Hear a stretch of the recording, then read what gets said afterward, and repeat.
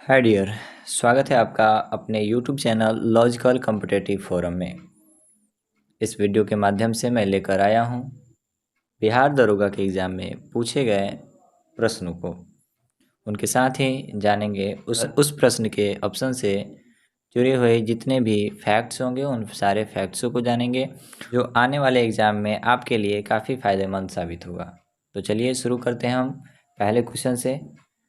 हम इससे पिछले वीडियो लेक्चर में 30 क्वेश्चन को कवर कर चुके थे। अगले 31 नंबर से हम शुरू करते हैं। ठीक है, तो देखिए पहला क्वेश्चन है हमारा कि संविधान के अनुसार दल बदल के आधार पर निअर्हता का उल्लेख है। तो कौन से उसी अनुसूची में जो है किसका उल्लेख है? तो निरर्हता का। ठीक है, तो ये जो है भारतीय संविधान के अनुसार दल बदल के आधार पर निरर्हता का उल्लेख 10वीं अनुसूची में है। यानी दल बदल जो कानून है वो कौन सी अनुसूची में? तो 10वीं अनुसूची में है। ठीक है, तो बोला गया कि ये जो है 10वीं अनुसूची कब जोड़ा गया था? तो 52वें संविधान संशोधन 1985 में जोड़ा गया था। मूल संविधान में कुल 8 अनुसूची हैं। ठीक है, 9वीं अनुसूची से पहले संविधान संशोधन द्वारा 1951 में जोड़ा गया था। क्या बोला गया? 9वीं अनुसूची को पहले संविधान संशोधन 1951 में जोड़ा गया था। ठीक है, 11वीं और 12वीं अनुसूची को क्रमशः 73वें तथा 74वें संविधान संशोधन 1992 तथा 93 में जोड़ा गया था। ठीक है, तो हमने देख लिया कि अनुसूचियों को कब कब जोड़ा गया था। तो संविधान में संशोधन जो होता है वो आर्टिकल 368 के तहत होता है। ये भी बात हमें जाननी जरूरी है। ठीक है, अगला क्वेश्चन, निम्नलिखित में से कौन सी प्रक्रिया वाष्प को सीधे ठोस में परिवर्तित करती है? तो वो जो क्रिया है वाष्प को सीधे ठोस में परिवर्तन करने की क्रिया जो होती है क्या कहलाती है? तो कहलाती है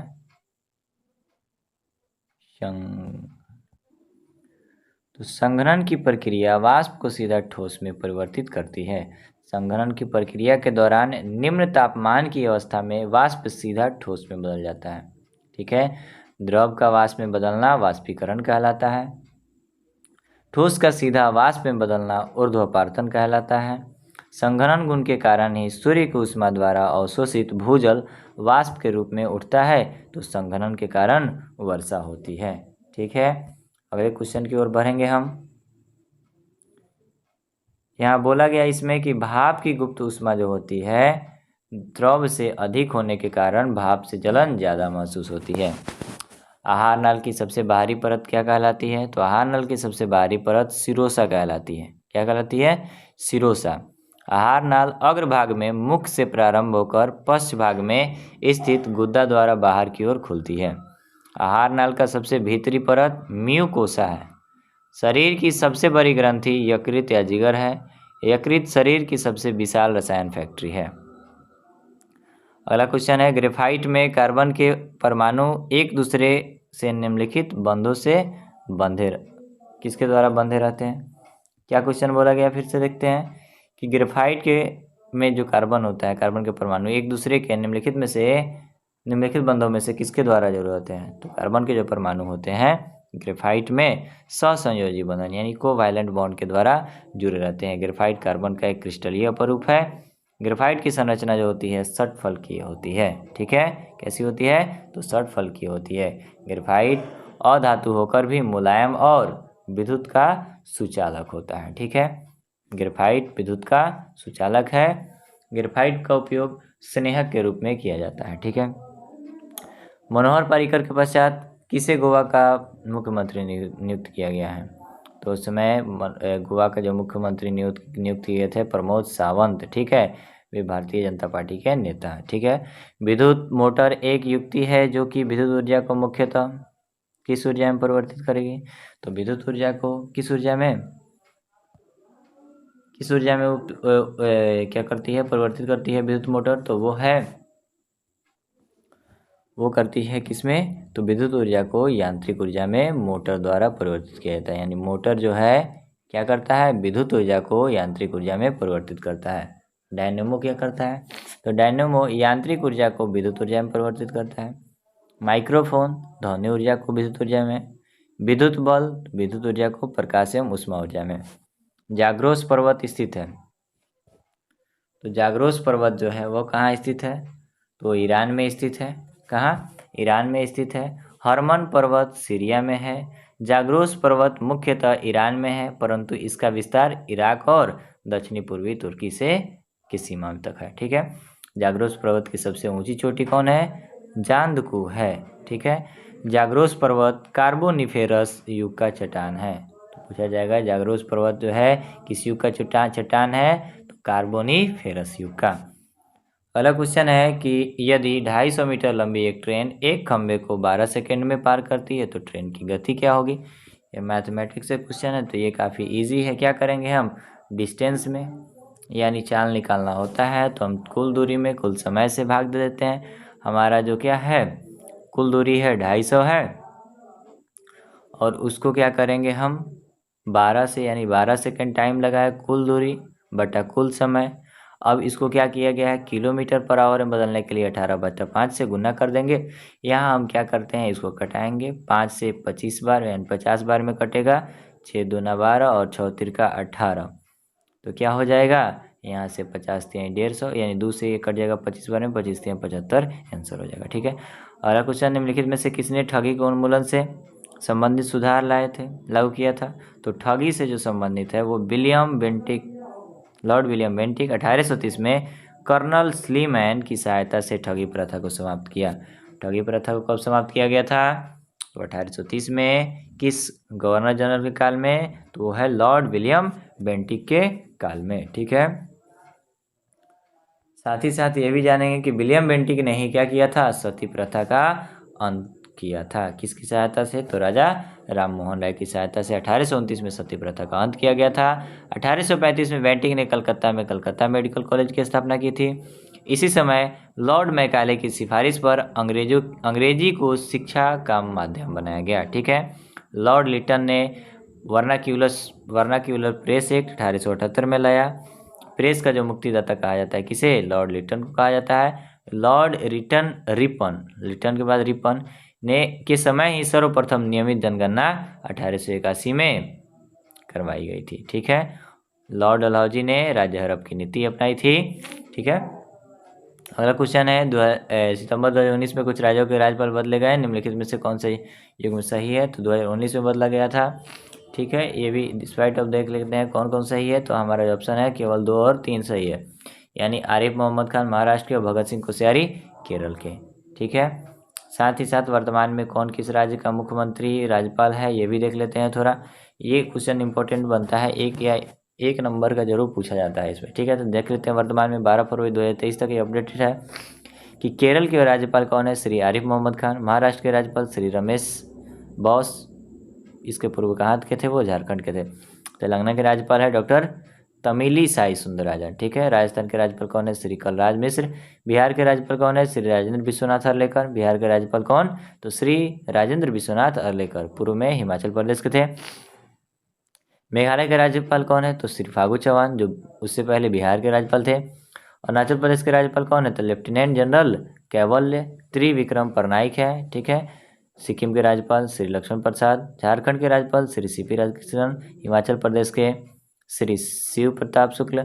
असम के राज्यपाल श्री गुलाब चंद कटारिया। आंध्र प्रदेश के राज्यपाल श्री न्यायमूर्ति सेवानिवृत्त हो गए हैं एस अब्दुल नजीर।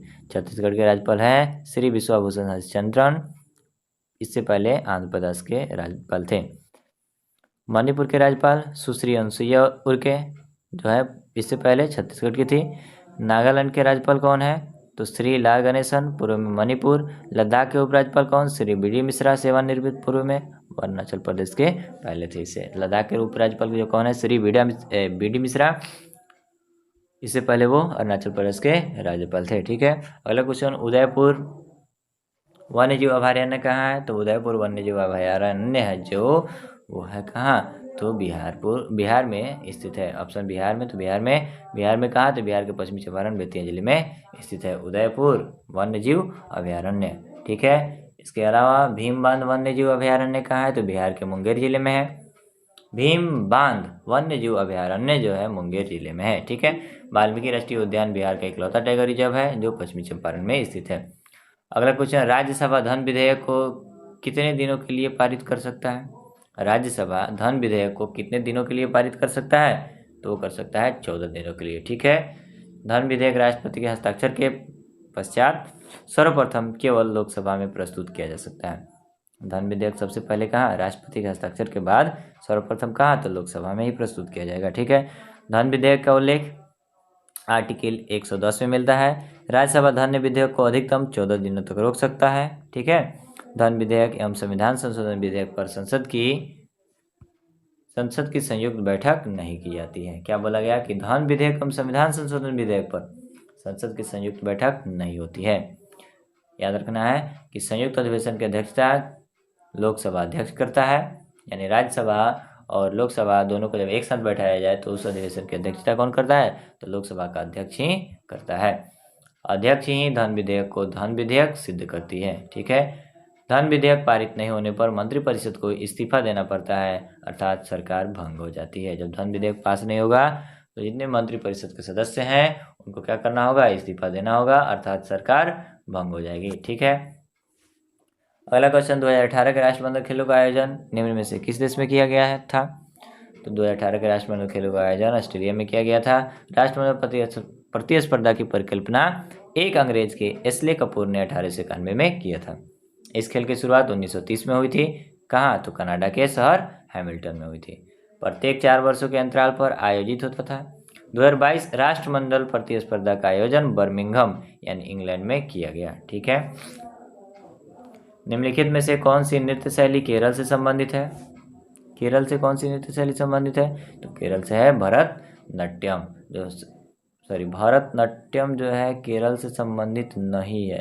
भरतनाट्यम में जो है केरल से संबंधित नहीं है। कौन कौन है? तो मोहिनीअट्टम, कथकली और कुरियाट्टम, ये केरल से संबंधित है। भरतनाट्यम जो है तमिलनाडु की शास्त्रीय नृत्य है। ठीक है, भरतनाट्यम भरत मुनि के पश्चात के नाट्य शास्त्र पर आधारित है। ठीक है, अन्य विकल्प के नृत्य केरल के हैं। निम्नलिखित में से कौन सा फूल का प्रजनन अंग नहीं है? तो फूल का प्रजनन अंग जो है बाह्य दलपुंज नहीं है। ठीक है, बाह्य दलपुंज जो है क्या? फूल का प्रजनन अंग नहीं है। बाह्य दलपुंज फूल का सबसे बाहरी चक्र होता है। यह प्रायः हरे रंग के पौधे में होता है, हरे रंग का होता है बाह्य दलपुंज। ठीक है, प्रकाश संश्लेषण में सहायक होता है कौन? तो बाह्य दलपुंज जो होता है प्रकाश संश्लेषण में क्या करता है? सहायता प्रदान करता है। ठीक है, अन्य वर्तिका और वर्तिकाग्र मादा जनन के भाग है। परागकोश के परागकण विभिन्न माध्यमों द्वारा संचालित होते हैं। ठीक है, पुमंग नर जनन अंग है और जयांग मादा जनन अंग है। निम्नलिखित में से किसे भारत के सर्वोच्च नागरिक सम्मान भारत रत्न से सम्मानित नहीं किया गया था? किसे भारत रत्न नहीं मिला था? तो दीनदयाल उपाध्याय को भारत रत्न से सम्मानित नहीं किया गया था। इसके अलावा प्रणब मुखर्जी, भूपेन हजारिका और नानाजी देशमुख को भारत रत्न से सम्मानित किया गया। और भारत रत्न जो है भारत का सबसे बड़ा नागरिक सम्मान है। ठीक है, भारत रत्न पुरस्कार की शुरुआत जो हुई थी 2 जनवरी 1954 में भारत के राष्ट्रपति द्वारा की गई थी। ठीक है, इस पुरस्कार की घोषणा 26 जनवरी की पूर्व संध्या पर भारत के राष्ट्रपति द्वारा की जाती है। भारत रत्न से पुरस्कृत व्यक्ति कौन कौन है? डॉक्टर सर्वपल्ली राधाकृष्णन, यानी प्रथम व्यक्ति जो है कौन है? तो डॉक्टर सर्वपल्ली राधाकृष्णन। किससे सम्मानित? तो भारत रत्न से। 2019 में यह पुरस्कार 3 व्यक्ति को मिला था, प्रणब मुखर्जी, भूपेन हजारिका और नानाजी देशमुख। ठीक है, इस पुरस्कार के अंतर्गत जाने वाला मेडल तांबे के बने पीपल के पत्ते पर प्लेटिनम का चमकता सूर्य है, जिसके नीचे चांदी में भारत रत्न लिखा होता है। ठीक है, अगला क्वेश्चन है, पावर ऑफ 18 का लॉन्च निम्न में से किस सोशल मीडिया साइट द्वारा किया गया था? तो ये ट्विटर के द्वारा किया गया था। पावर ऑफ 18 का जो क्या किया गया था? ये युवाओं को जोड़ने के लिए एक पहल थी। ठीक है, अगला क्वेश्चन है, भारत के निम्नलिखित में से किस राज्य में ONGC द्वारा ट्यूलिप गार्डन विकसित किया जाएगा? तो ट्यूलिप गार्डन किसके द्वारा? तो उत्तराखंड राज्य के में ONGC द्वारा ट्यूलिप गार्डन विकसित किया जाएगा। ठीक है, अगला क्वेश्चन देखेंगे हम, मंगल रोवर मिशन नासा के मंगल ग्रह अन्वेषण का लॉन्च निम्नलिखित में से किस वर्ष होगा? तो 2022 में मंगल मिशन का लॉन्च नासा द्वारा किया गया। निम्नलिखित में से कौन सी एक USA की स्थानीय पवन है? तो USA की स्थानीय पवन कौन है? चिनूक है। ठीक है, चिनूक को हिमभक्षी वायु भी कहते हैं। फान फ्रांस यानी स्विट्जरलैंड जर्मनी की गर्म वायु है। ठीक है, कौन? तो फान फ्राम स्विट्जरलैंड की जर्मनी की, स्विट्जरलैंड और जर्मनी की क्या है? गर्म वायु है। ठीक है, इसके अलावा हरमटन को डॉक्टर वायु भी कहते हैं। हरमटन को डॉक्टर वायु भी कहते हैं। हरमटन अफ्रीका के गिनी तट पर चलने वाली गर्म एवं शुष्क वायु है। नागार्जुन सागर परियोजना निम्नलिखित में से किस नदी पर है? तो नागार्जुन सागर परियोजना जो है वो है कृष्णा नदी पर। ठीक है, किस राज्य में है? तो आंध्र प्रदेश राज्य में है। ठीक है, इसके अलावा जायकावारी परियोजना गोदावरी नदी पर महाराष्ट्र में है।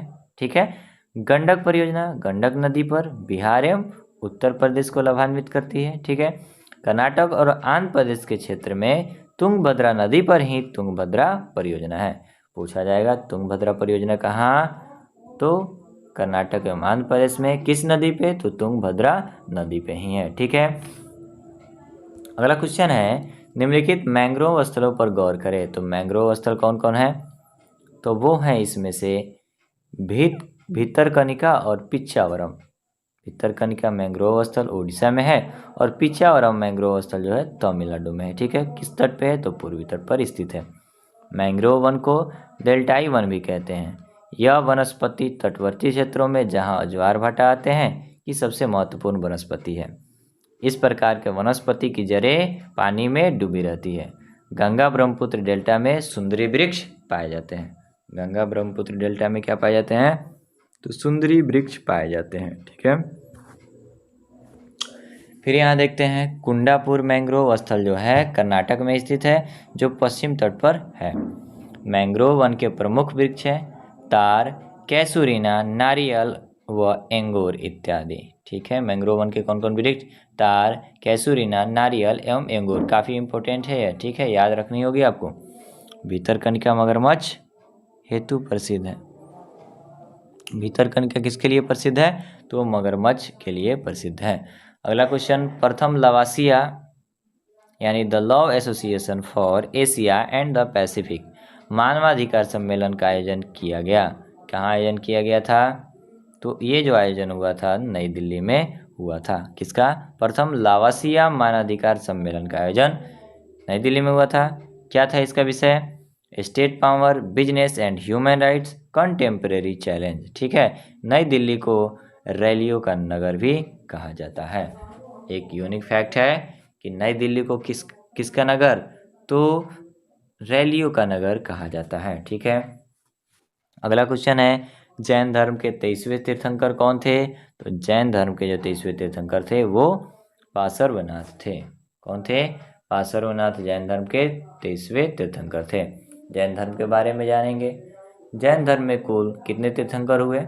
24 तीर्थंकर हुए। ठीक है, 24 तीर्थंकर हुए, जिसके संस्थापक यानी जैन धर्म के संस्थापक यानी प्रथम तीर्थंकर जो थे ऋषभदेव थे, जिनका नाम आदिनाथ भी है। ठीक है, उनका प्रतीक चिन्ह क्या था? तो सांड या बैल, जिसे वृषभ कहा जाता है। दूसरे तीर्थंकर थे अजितनाथ, प्रतीक चिन्ह क्या था? हाथी, सिंह सेना था। हाथी, सिंह सेना। 23वें तीर्थंकर पार्श्वनाथ, प्रतीक चिन्ह इनका क्या था? तो सर्प फन। 24वें एवं अंतिम तीर्थंकर थे महावीर स्वामी, बचपन का नाम वर्धमान, चिन्ह था क्या? सिंह। पार्श्वनाथ काशी नरेश अश्वसेन के पुत्र थे। गौतम बुद्ध ने बौद्ध धर्म की शुरुआत की थी। बौद्ध धर्म की शुरुआत किसने की थी? तो गौतम बुद्ध ने की थी। ओलंपिक शीतकालीन गेम्स 2022 का शुभंकर होगा। पीछे क्वेश्चन पूछा जा चुका है, यह इम्पोर्टेंट नहीं है, बस हमें ये याद रखना है कि आधुनिक ओलंपिक खेलों की शुरुआत कब हुई थी? तो 1896 में हुई थी। ग्रीस यूनान के शहर एथेंस में हुआ था। ठीक है, अगला क्वेश्चन है निम्नलिखित में से कौन तीसरे जैन तीर्थंकर थे? कौन तीसरे जैन तीर्थंकर थे ये जानेंगे। तो तीसरे जैन तीर्थंकर अभी हमने ऊपर देखा था किनके बारे में? जैन धर्म के बारे में ही देखा था, लेकिन वहाँ पहले और दूसरा बताया गया था, हमको बताना है तीसरा। तो तीसरे जो तीर्थंकर थे वो थे संभवनाथ। ठीक है, उनका प्रतीक चिन्ह घोड़ा था। दूसरे हमने देखा है कौन थे? अजितनाथ। प्रथम जो थे ऋषभदेव और 5वें तीर्थंकर सुमतिनाथ थे। ठीक है। अगला क्वेश्चन, संसद में प्रथम लोकपाल बिल कब पेश किया गया था? तो प्रथम लोकपाल बिल जो है 1968 में पेश किया गया था।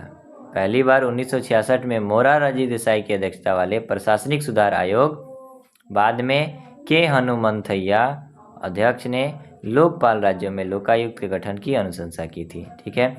सर्वप्रथम लोकायुक्त का गठन 1972 में महाराष्ट्र में किया था। पिनाकी चंद्र घोष देश के पहले लोकपाल के तौर पर नियुक्त हुए। ठीक है। पिनाकी चंद्र घोष जो थे वो देश के पहले लोकपाल नियुक्त किए गए थे। ठीक है। अगला क्वेश्चन, किस राज्य की प्रसिद्ध मिठाई श्रीविल्लीपुतूर पलकोवा? क्या नाम है? श्रीविल्लीपुतूर पलकोवा को भौगोलिक यानी जीआई टैग का दर्जा मिला। तो जीआई टैग का ये जो मिठाई है श्रीविल्लीपुतूर पलकोवा तमिलनाडु की प्रसिद्ध मिठाई है, जिसे जीआई टैग यानी भौगोलिक संकेत प्रदान किया गया। जीआई टैग होता क्या है? तो जीआई टैग का इस्तेमाल जो होता है ऐसे उत्पादों के लिए किया जाता है जिनका एक विशिष्ट भौगोलिक मूल क्षेत्र होता है। इस तरह का संबोधन जो उत्पाद होता है, उत्पाद की गुणवत्ता और विशिष्टता का आश्वासन देता है। मतलब ये गारंटी देता है कि इस उत्पाद में प्योरिटी अधिक है। ठीक है। साथ ही साथ ये भी जानेंगे कि भारत में संकेतक प्रदान करने का कार्य जो है वस्तुओं का भौगोलिक सूचक यानी पंजीकरण और संरक्षण अधिनियम 1999 के तहत किया जाता है, जो 2003 में लागू हुआ था। ठीक है। भौगोलिक संकेतक का पंजीकरण 10 वर्षों तक ही मान्य होता है। ठीक है। भारत में सर्वप्रथम दार्जिलिंग की चाय को भौगोलिक संकेतक का दर्जा प्राप्त हुआ था। प्रथम भौगोलिक संकेत का दर्जा किसे मिला था? तो चाय को, दार्जिलिंग के चाय को। ठीक है। अगला क्वेश्चन, निम्नलिखित खिलाड़ियों व संबंधित खेलों के युग्मों में से कौन सही सुमेलित नहीं है? तो सही सुमेलित कौन नहीं है? स्पष्टता हमें ये दिख रहा है। तो यहाँ देख सकते हैं कि 2 और 4 जो ऑप्शन है यानी दिविज शरण पोलो और शिनो महाले, ये जो है सुमेलित नहीं है यानी गलत है। देख लेते हैं कौन सही है। तो यहाँ बोला गया एलिस मेर्टेंस किससे संबंधित? एलिस मेर्टेंस जो है किससे संबंधित है? तो टेनिस से। दिविज शरण टेनिस से। अर्जुन आजाद क्रिकेटर हैं। सिमोना हालेप टेनिस से संबंधित थी। निम्नलिखित में से 1919 में कौन सी घटना की वजह से रविन्द्रनाथ टैगोर ने अपनी नाइटहुड की उपाधि, तो नाइटहुड की उपाधि किस घटना के तहत? तो बोला गया नाइटहुड की उपाधि जो है जालियांवाला हत्याकांड की वजह से उन्होंने नाइटहुड की उपाधि त्याग दी थी। ठीक है। इसके साथ ही महात्मा गांधी ने क्या किया था? केसर हिंद की उपाधि त्याग दी थी। तो जान लेते हैं जालियांवाला बाग हत्याकांड के बारे में। तो जानते हैं कि 13 अप्रैल 1919 को यह घटना हुई थी। अंग्रेजों द्वारा लाए गए रॉलक एक्ट कानून के खिलाफ विरोध प्रदर्शन करने के लिए क्या हुआ था? विरोध प्रदर्शन करने के दौरान क्या किया गया था? डॉक्टर सतपाल और डॉक्टर सैफुद्दीन किचली को गिरफ्तार की गई थी, जिसके विरोध में 13 अप्रैल 1919 को बैसाखी के दिन लोग जालियांवाला बाग में एकत्रित हुए थे। ठीक है।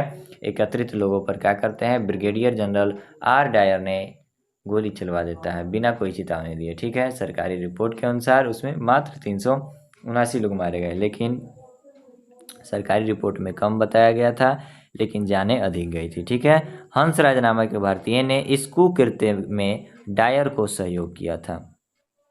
तो हंसराज नामक जो था एक भारतीय था जिसने डायर को सपोर्ट किया था इस कुकृत्य यानी गलत घृणित कार्य करने के लिए। ठीक है। इस हत्याकांड के जांच हेतु 19 अक्टूबर 1919 को लॉर्ड हंटर की अध्यक्षता में हंटर आयोग का गठन हुआ था। चलो, असहयोग आंदोलन 1920 में शुरू होकर 1922 में समाप्त हो गया था। ठीक है। खिलाफत आंदोलन 1919 का समर्थन करके गांधी जी ने इसे हिंदू मुस्लिम एकता का अवसर माना। ठीक है। अगला क्वेश्चन, सक्करखेरा की लड़ाई कब हुई थी? तो सक्करखेरा की जो लड़ाई है वो कब हुई थी? अगले स्लाइड में देखते हैं हम इसका आंसर। तो ये जो है सक्करखेरा की लड़ाई 11 अक्टूबर 1724 को हुई थी। 11 अक्टूबर 1724 ईस्वी को हुई थी। ठीक है। क्या बोला गया कि लड़ाई दक्कन के सूबेदार मुबारिज खां और हैदराबाद के निजाम के बीच हुई थी।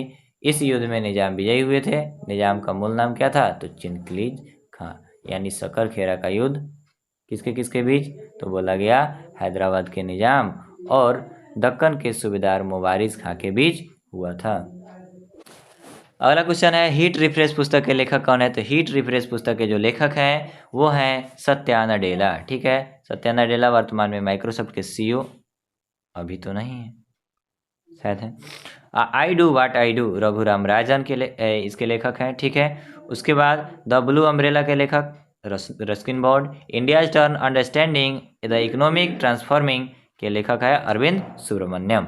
ठीक है, अगला क्वेश्चन है, भारतीय संविधान के अनुसार मानव का दुर्व्यवहार और बलात् श्रम निषेध यह कौन से अनुच्छेद में वर्णित है? तो ये जो है आर्टिकल 23 में मानव का दुरुपयोग और बलात् श्रम निषेध है। ठीक है, भारतीय संविधान में मौलिक अधिकार अमेरिकी संविधान से लिया गया है, याद रखना है। मौलिक अधिकार कहाँ से? तो अमेरिकी संविधान से लिया गया है।